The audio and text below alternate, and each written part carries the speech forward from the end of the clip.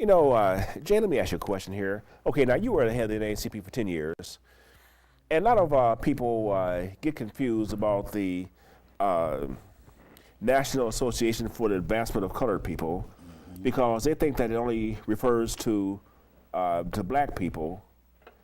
So it's inclusive of all ethnics. Am I correct? Absolutely. Absolutely. Yeah, you have to go back to the founding of the National Association for Advancement of Colored People. It was not just blacks that came together at Niagara Falls. There was blacks and whites that met at Niagara Falls when the inception of the NAACP was forged, as an organization to come together to deal with the plight of, at that time, of Negroes into the American society. Sure. That was back in about 1909 is when the organization got started. So that was in 1907 when they met at Niagara Falls. And that was not too far removed. We were not too far removed from the Reconstruction era. And the Reconstruction era started out as a way to help us into our society, but it did not come to fruition. So that's why the NAACP was forged, so that we could take a look at those issues, that was facing blacks in this country. Now, one thing that I've been wondering about is, all right, now Fort Wayne, like I said before, we have all these ethnic groups here, and as I've been watching the African American community, and for years it's been said and shown that's very difficult to galvanize the group around key issues. I know it's debatable, and please, where I'm going with that is, why haven't we tied that group into international issues? There's genocide going on around the world, or in Africa anyway, other countries too. The Native Americans are having issues.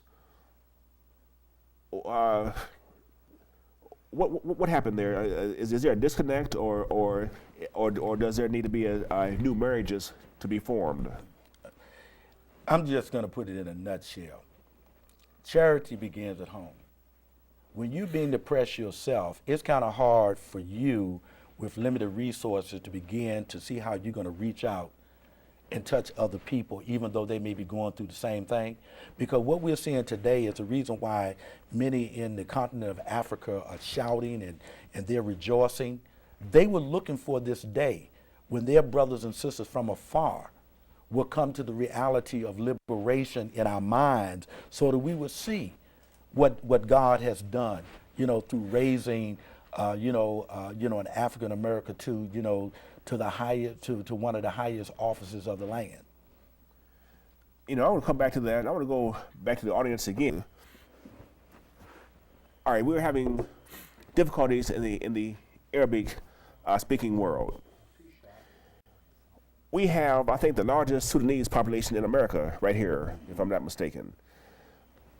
Doesn't it make sense to involve these people in the mix if they're willing to be involved in the mix in terms of enlightening Americans as to what's going on over there?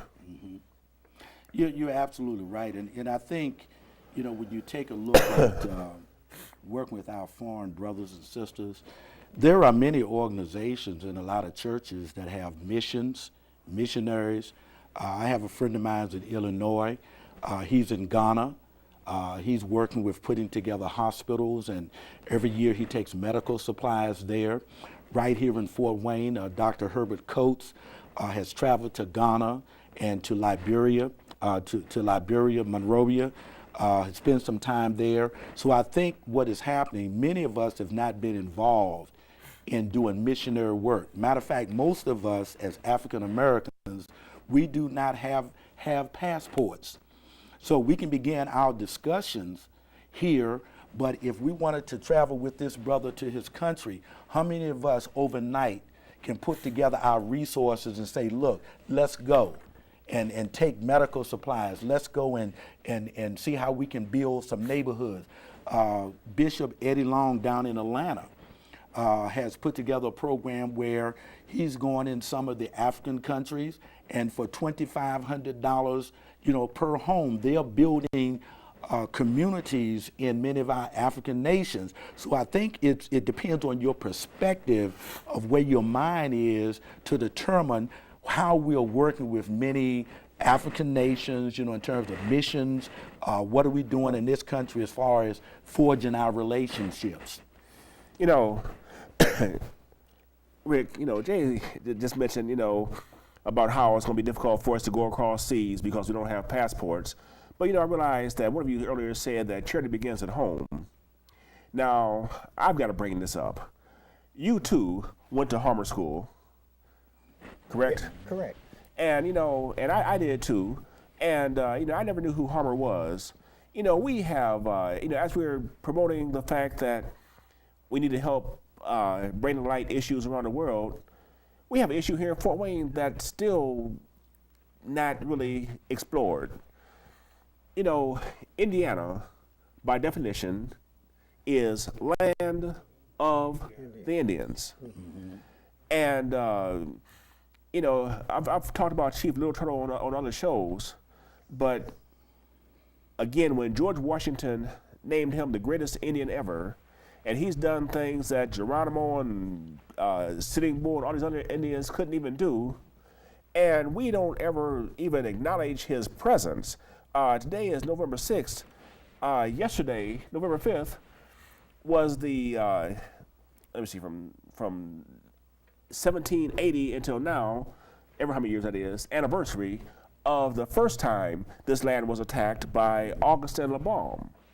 And that's the story I haven't told here on the show before here, but when it was said that Augustin LeBaume, who was French, was given secret orders by George Washington to attack Detroit, or the British in Detroit, but along the way, stop by here and, you know, kill the Indians and destroy the village. Well, he came in here and Little Turtle wasn't here.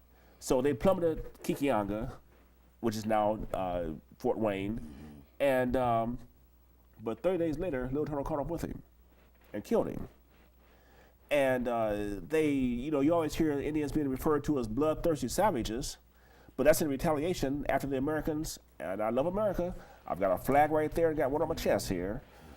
But I think for us to get the respect of the other ethnic groups and work with them, we have to settle the issues here at home. Am I suggesting too much by, again, suggesting that the people of Fort Wayne request that Little Turtle's picture be put on top of our tallest point in Northeast Indiana, Summit Bank Building? That's a great one, Eric. But I am proud to see that when I look at one of the most beautiful edifices in our city, and that's the old courthouse, I look up there and I see carved in there is the picture of Little Turtle. Yes. Now that does inspire me, but I think what we as a nation, we can't go back and correct everything, but I think what JB had said earlier is where we're moving to. And if we're moving to as one unit, we can always also recognize the native Indian. We will never forget the native Indians, so forth. And we know it's not conceivable that this country is going to be given back to the native Indians. But we can embrace the native Indians, which is also part of the melting pot, and move forward.